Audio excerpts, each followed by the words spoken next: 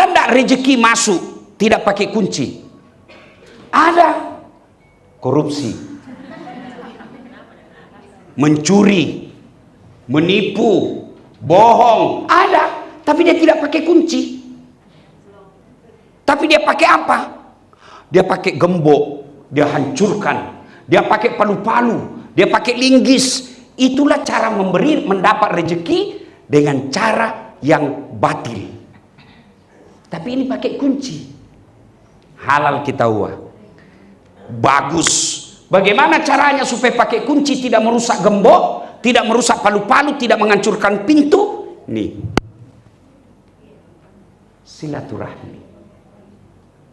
Itu kuncinya, silaturahmi. Dan panjang umur. Apa itu panjang umur, Ibu?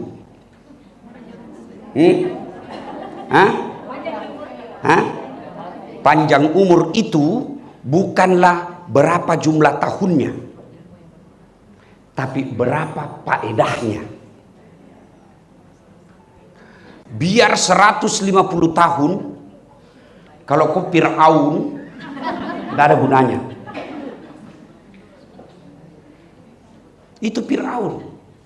Panjang umur adalah hidup yang penuh berkah. Meskipun cuma 70 tahun, tapi 40 tahun meninggal, orang masih mengenangnya. Sehingga kau dulu bacakan Fatihah. Kenapa? Baik sekali dulu ini. Makna kalau ada pengajian, selalu bawa jalan kote. Doakan dulu. Meninggal itu, itulah umur panjang. Tapi kalau jahat, jangankan meninggal, hidup saja orang doakan sial.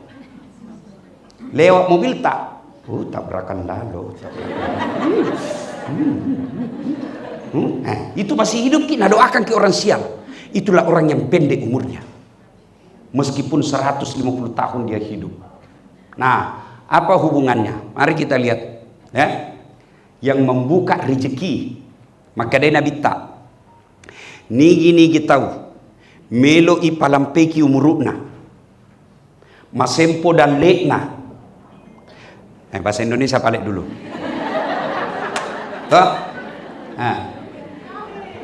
Siapa yang mau dipanjangkan umurnya, dimurahkan rezekinya, dan tertolak dari mara bencana, maka hendaklah dia bersilaturahmi.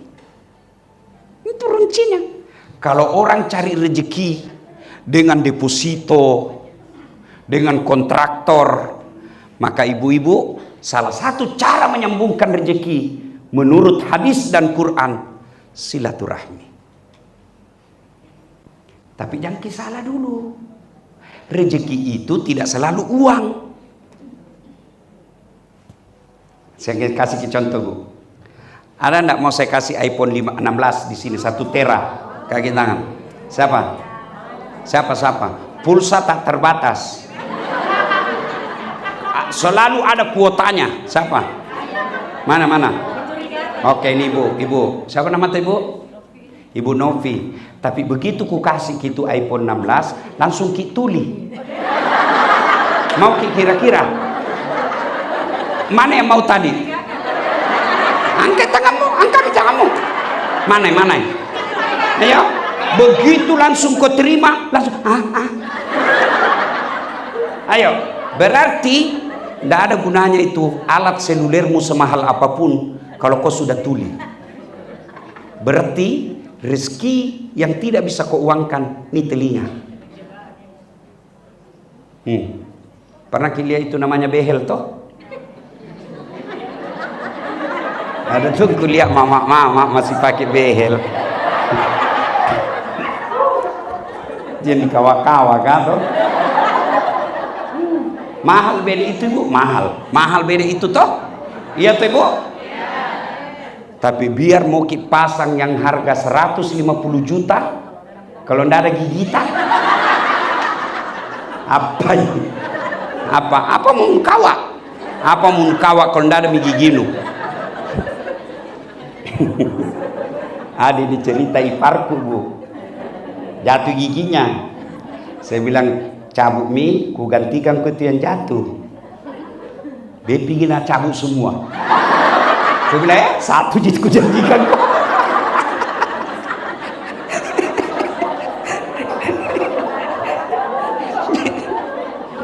Coba ibu, ayo, ini gigi. Dan hebatnya itu gigi bu, pernah ndak ibu bayangkan bagaimana itu gigi tak seandainya tumbuh seperti rambut? Bayangkan nih, saya yakin kenapa ini ibu ketua bisa jadi ketua, karena giginya tidak lebih. Bagaimana seandainya ibu ketua tumbuh gigi tak seperti rambut? Iya toh, itu semua rezeki. Masya Allah. Nah, oke. Satu dari sekian banyak rezeki itu doe. Itu satu bagian. Makanya saya bilang sama mama Nyece, jangan mau cemas kalau tidak ada uangmu, karena uang tidak bawa mati. Dia bilang benar juga. Tapi kalau tidak ada uang rasanya mau mati. Nah, cocok juga. Berarti uang juga itu penting. Iya. Maka kalau mau datangkan uang itu, yang ibu maknakan uang itu rezeki, maka caranya silaturahmi. Nah, coba ini dulu lagi. Yang berikutnya, kenapa orang nak putus itu? Kenapa nak putus itu silaturahmi? Bermusuh orang, bermusuh-musuh orang. Kenapa? Satu, yang banyak, karena ibu-ibu yang banyak ini, ya kan? Jadi yang ki marah kalau saya gaski ini ya, itu gunanya pengajian. Untuk apa ibu datang pengajian kalau tidak ada perubahan? Lebih tinggal ki di rumah tak saja, atau pergi jogging supaya nak tambah sayang ki suami tak, daripada datang ki pengajian baru tidak ada kita bawa pulang. Pengajian 1 jam, gosip 3 jam. Sosok kok. Nah, kenapa orang biasa, ibu-ibu? Kenapa baku musuh-musuh ibu-ibu? Satu, gibah. Al-istighalu bi uyubil khalqi, kata Nabi. Nah, suka sekali cari-cari jeleknya orang, nah lupa kejelekan dirinya.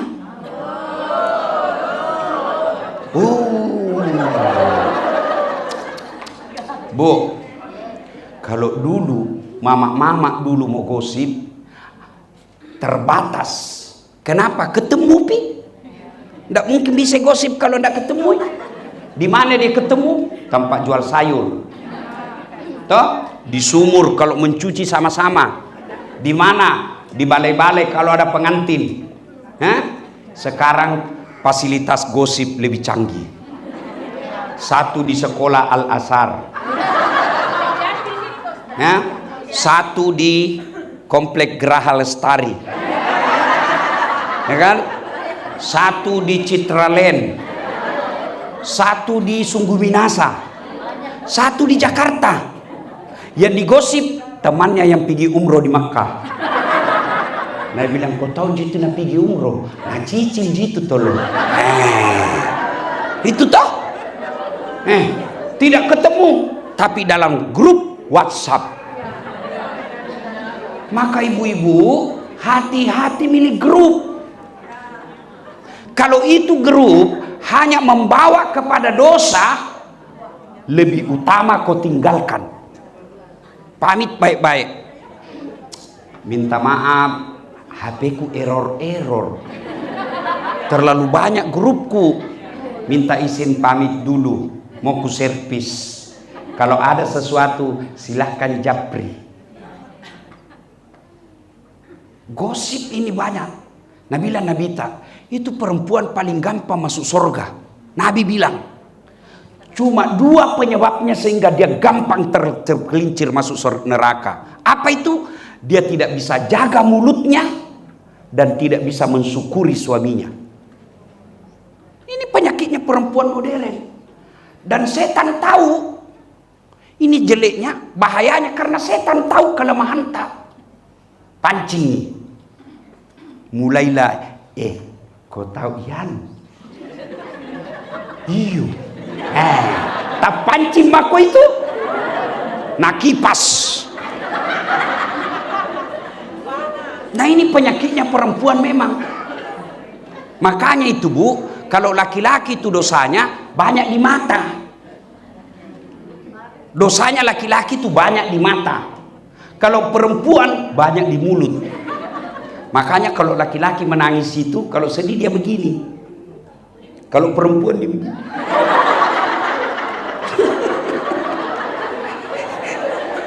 Ya, Bu.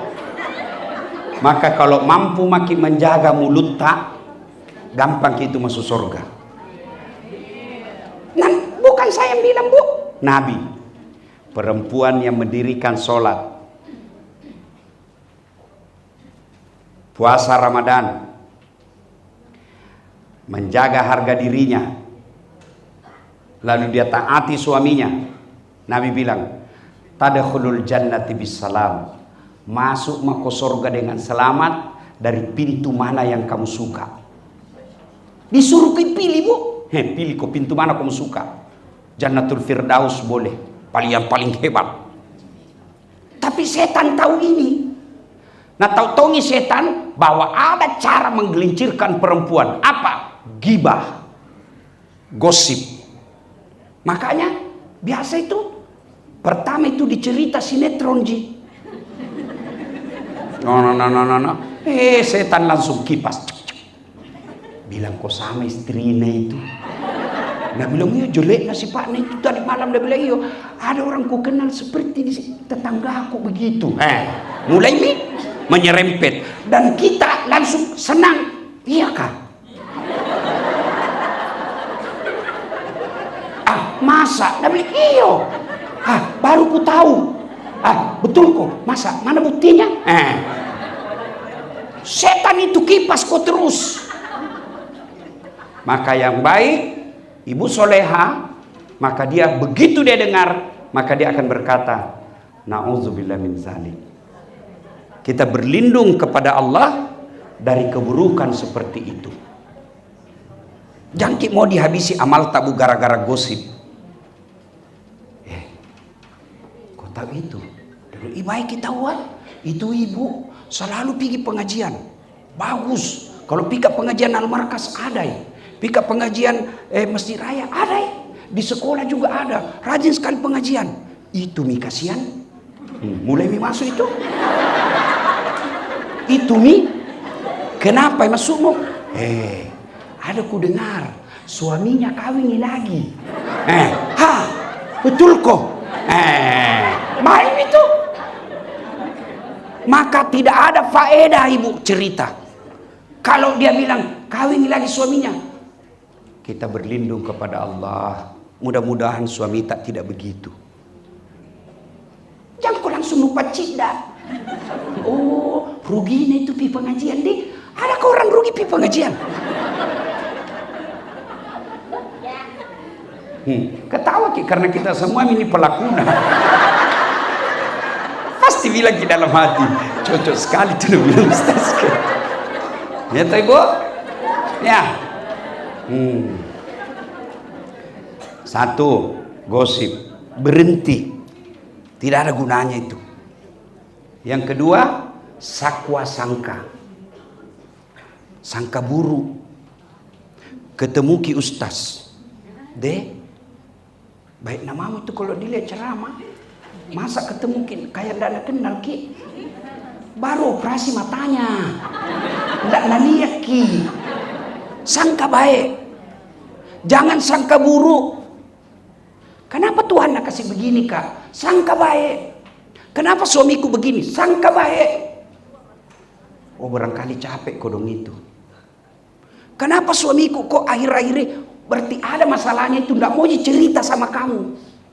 Sangka baik. Demi Allah Bu, orang yang selalu bersangka buruk tidak bisa tenang hatinya. Sebaliknya, orang yang selalu membawa sangka baik, tenang hatinya, lapang dadanya. Contoh, telepon suami pagi-pagi. Tidak nangka itu. Oh, sholat duha ini. Enak nih perasaanmu toh. Tapi kan setan nak kipasi kok. Ada yang di sampingnya itu. Ada di sini itu. Itu setan itu. Telepon lagi tengah hari, tidak ngejawab. Sholat kini. Telepon lagi, tidak ngejawab. Nah lupa ini HP-nya kasih yang ini. Tiba-tiba masuk WhatsApp-nya temanmu. Kuliah suamimu bonceng cewek. Cantiknya. Pantas. Ternyata dia nge-grab kita siang.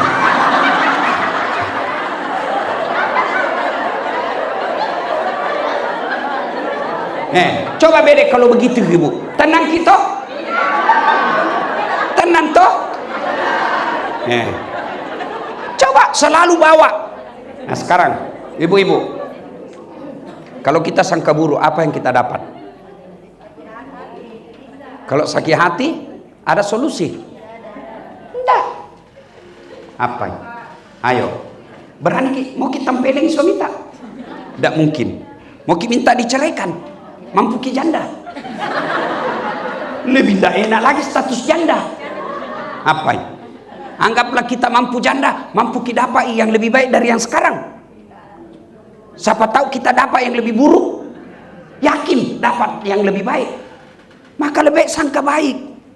Sangka baik saja. Dan hebatnya itu perempuan muslimah, dosanya jo suaminu tenan tanggung. Supaya sangka enak prasanta, selalu bilang dia tong itu tanggung. Itu bisa kusuka istriku. Selalu saya bilang, tidak pernah tuh mengeluh ini. Apa dia bilang? Apa gunaku mengeluh? Tidak membahagiakan hatiku. Lebih saya sangka baik. Saya bukan cari muka sama suamiku, saya cari ridanya suamiku. Kalau suamiku rida, pasporku gampang masuk surga. Makanya biar baku marah kak itu, tanya itu anakku nanti bu guru. Kau tidak percaya? Tanya nanti. Tanya. Biar baku marah kak, tidak baku bicara, tidak mungkin itu biar ustaz itu bertengkar toh. Tidak mungkin. Bohong itu kalau tidak. Mana ada rumah tangga tidak ada masalahnya. Balle-balle itu. Nah bilang ini romantis natawa. Saya bilang dari mana kau dapat? Nah bilang itu di IG nah. Jangan kau percaya itu IG. Bisa diedit. Itu foto baku penuh 1 menit. Kau tidak tahu apa yang terjadi 23 jam. Ngapa ini? Mana ustaz pasti tong bertengkar orang. Jangankan saya. Kurang apa Nabi? Nabi itu Aisyah pernah cemburu. Iya. Tapi apa kalau meskipun marah itu istriku, tidak baku bicara kak. Tidak pernah saya keluar rumah pasti nasertai kak. Nah cium tanganku dulu bu.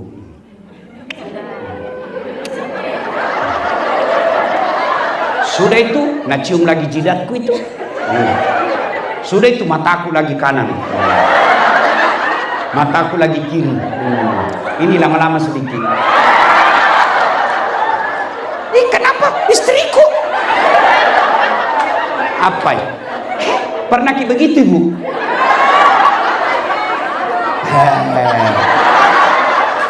Sudah itu bu, nausap. Padahal tidak baku bicara ke itu. Baru nausap dadaku. Apa nak bilang? Ridhoi saya. Itu memang membuat suami murah rezekinya. Dan ibu, kalau suamimu murah rezekinya, siapa yang dapat? Siapa yang dapat? Kamu. Coba. Tapi kalau keluar suamimu galau, sengsara pikirannya, kusut hatinya, jengkel perasaannya, tidak tenang hatinya, tidak mungkin dia bisa cari nafkah dengan baik. Kalau dia tidak bisa cari nafkah dengan baik, apa nak bawakan kau pulang? Makanya kasih tenangi kalau pergi.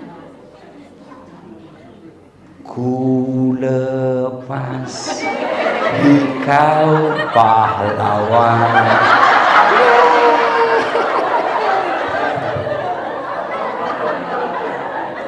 Ya, bu, Kalau ini kita amalkan sampai di sini ceramah, hebat makin. Hebat makin. Enggak? Sangka baik, jangan gosip. Tiba-tiba Allah kasih rumah tangga ada masalah, berarti Allah lagi menguji kekuatan imanmu. Tiba-tiba datang mertuamu yang cerewet, Allah kasih kau ladang kesabaran. Tidak ada yang sia-sia itu di dunia. Semua baik. Yang penting cara sikap kita tepat.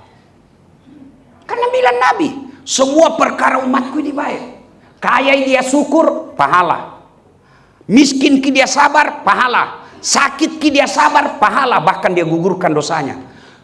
Cuma kita mau hidup sesuai mauta. Mau ki begini, mau ki begini, mau ki begini. Kau mau jadi Tuhan. Untuk apa ada Tuhan kalau ibu mau hidup sesuai maunya? Dan kita tidak tahu apa yang terjadi besok. Maka sangka baik. Tidak ada baiknya itu sangka buruk. Itu ibu-ibu itu hobinya periksa HP na suamina. Apa gunanya kau periksa HP na suamimu? Kalau kau dapat lope-lope. Apa? Apa mi perasaanmu kalau kau dapat lope-lope? Ndak enak mi galau mako toh? Galau mako. Yang mestinya tadi mesti masih tenang kok. Kusut mi pikiranmu. Kusut pikiranmu berdampak kepada anakmu. Berdampak ke anakmu. Siapa urus kau nanti masa tuamu? Itu gunanya ibu. Anak itu investasi. Mau kau disayang suamimu? Urus anaknya dengan baik. Saya mewakili perasaan laki-laki. Perasaan kita paling bahagia kalau kita lihat anak tak baik. Bagaimana kita tidak jengkel? Setengah mati maki keluar cari uang. Pulang dilihat anak tak, cara pakaiannya tidak betul. Cara ngomongnya kasar. Nah kau yang ngurus itu anak-anak. Kami ada di luar. Kalau kami lebih banyak di rumah, siapa carikan kau pembeli emas? Mantanmu. Maka itu sangka baik. Nggak enak. Nah kira ini kapan ibu-ibu gampang jadi suami. Lihat itu suami kasihan. Nah, dia itu suami tinggal di rumah kau bilangi pemalas. Keluar di baru kau telepon di mana kok? Cepat pulang kau bilang nggak tahu deh ini cari uang. Terlambat pulang kau marah-marahi lagi. Nggak ada baiknya itu kasihan. Apa kata mamanya? Nah bilang anak mami. Kita ikuti lagi istri, dibilang ini takut sama istri. Apa paling maunya kita ini kasihan? Coba mi, kalau ada itu di medsos, suami yang marah-marah sama istrinya, langsung orang semua bilangin, suami kasar, kurang ajar. Tapi kalau istri maki-maki istrinya, suaminya istri dilihat di medsos maki-maki istrinya, maka lagi orang, kenapa? Karena semua suami begitu. Maka ibu sangka baik kepada suami tak, insya Allah gampang hidup ini. Sangka buruk membuat silaturahmi putus.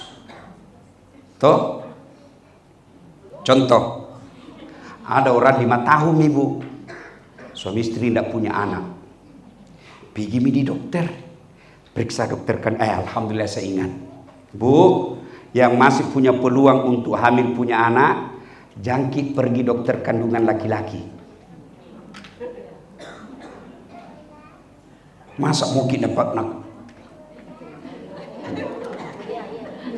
Mengerti maksudnya toh? Selama masih ada dokter perempuan,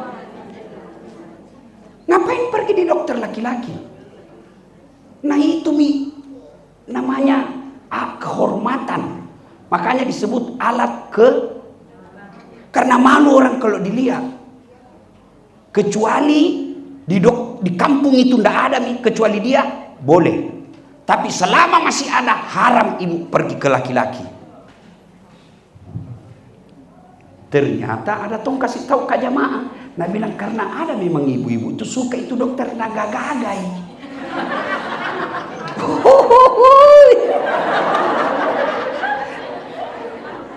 Nah bilang bagus ki bodina Ustaz, atletis ki, gambar tongi bleaching mukanya.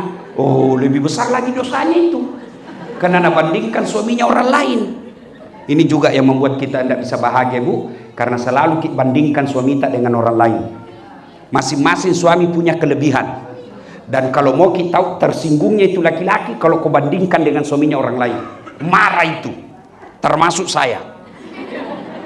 Saya kasih tahu memang sama mamanya, Cek, jangan pernah kau bandingkan saya dengan laki-laki lain. Dia punya kelebihan, punya keburukan. Saya demikian juga. Ada bilang, kenapa paling saya Ustaz jelek suamiku? Itu takdirmu.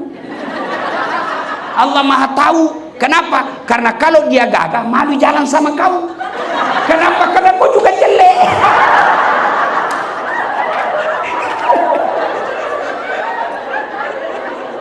Ya toh? Nah, sangka baik. Bersami. Ibu terlambat makin 2 bulan. Wih, senang itawa suaminya. Nah, telepon nih. Pak, terlambat kak 2 bulan. Alhamdulillah. Tapi Pak, jangkit dulu cerita-cerita nah. Karena kalau ndak jadi malu lagi tuh. Dah boleh rahasia berdua ini sayang. Oke, rahasia berdua. Beberapa hari kemudian datang petugas PLN. Assalamualaikum. Waalaikumsalam. Siapa ya? PLN Ibu. Kenapa Ki? Ibu terlambat 2 bulan. Kenapa bisa nak tahu ini? Oh, langsung sangka buruk kepada suaminya. Pasti lagi ini nih. Dia lagi cerita ini. Datang suaminya kudong, Assalamualaikum sayang. Apa sayang memang tongkol pembohong. Apalagi itu. Kenapa itu PLN tahu? Pasti kau yang cerita. Nah berdua aja. Nggak aku tahu. Balik-balik kok.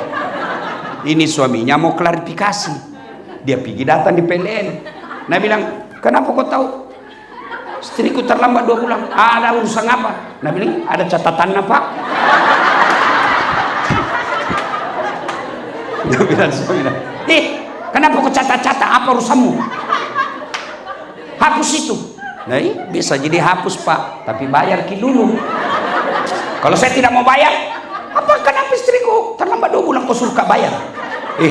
Kalau Bapak tidak mau bayar, terpaksa punyanya Bapak diputus. Kalau punya aku kau putus, apa nak pakai istriku di rumah? Nah, boleh terpaksa pakai Lili. Gini, padahal lain masuknya ini kodok petugas PLN.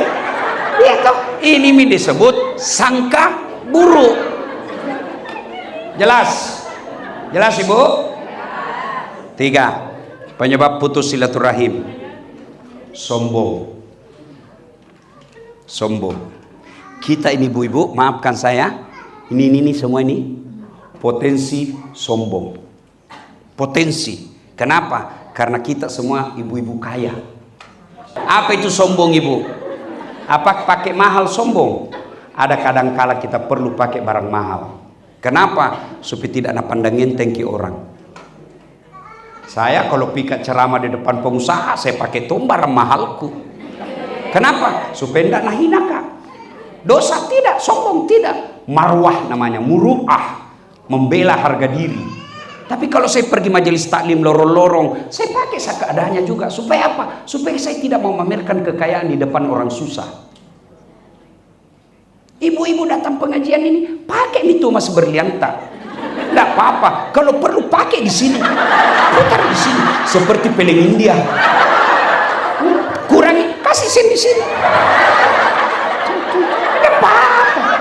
Tidak apa-apa. Sombong belum tentu. Kapan sombong? Ibu kasih remeh orang yang tidak pakai. Itu baru sombong. Ibu pakai berlian, sombong belum. Kapan ibu pakai?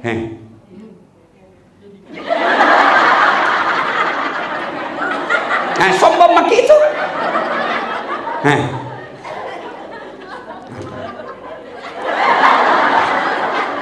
Kenapa nih? Apa maksudnya?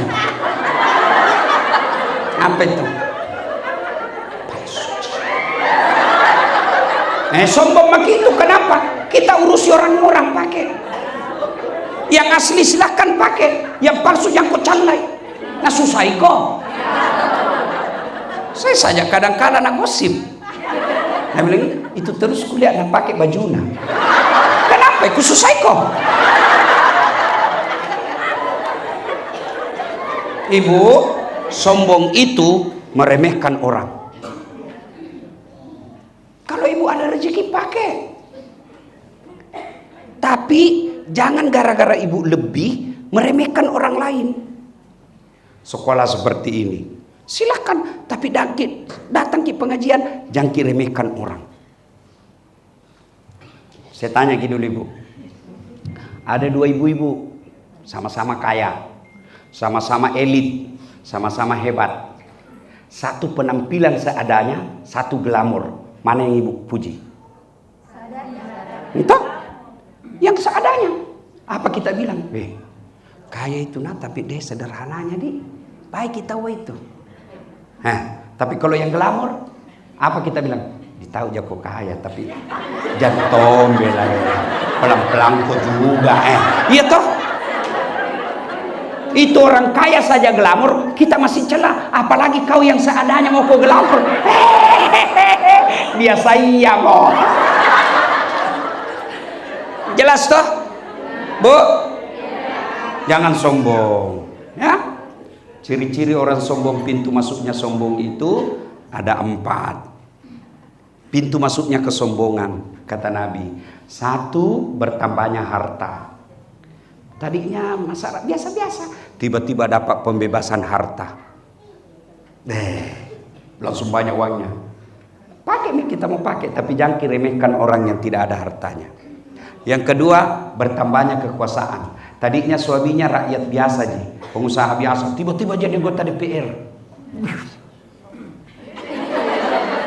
Biasa iya mau bu, 5 tahun ji bos. Nah, 3, bertambahnya ilmu. Banyak sekali gelarnya. Doktor, SOS, SAG, MSI, PSD. Jangan kau sombong. Allah marah, nak kasih pikun kau. Apa baknya pikun? Tidak ada. Ada ini cerita, tidak tahu benar atau tidak. Banyak sekali gelarnya bu. Kita dekat mi pensiun tua mi 70 tahun mi lebih. Mulai mi diprotes sama istrinya. Pak, biasanya kalau mau kau pergi mengajar kau cium-cium jidatku. Ini mau mi 2 minggu tidak pernah kau cium. Dalam hatinya, astagfirullah. Berarti siapa kau cium selama ini? Ternyata pembantunya. Apa kau mau sombong? Ya toh. Ya. 4, bertambahnya popularitas. Saya punya potensi 2. Ilmu, popularitas. Jangan kau sombong dasar. Kenapa? Kau bisa jadi populer karena ada yang nonton kau. Biar saya hebat ceramah kalau tidak ada penonton kau.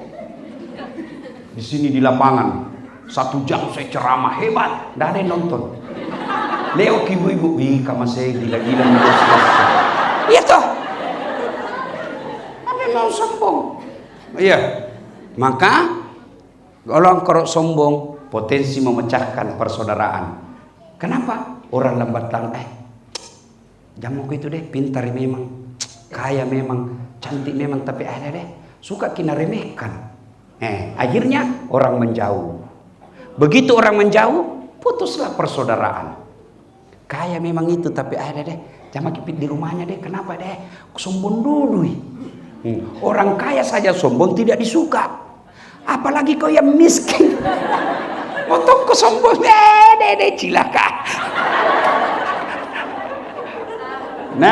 Nah, sekarang itu tadi banyak yang bisa menjaga persaudaraan, tapi waktu terbatas. Apa tuh sih hebatnya kalau banyak teman? Ini tadi 1, murah rezekinya. Mana buktinya? Saya ibu.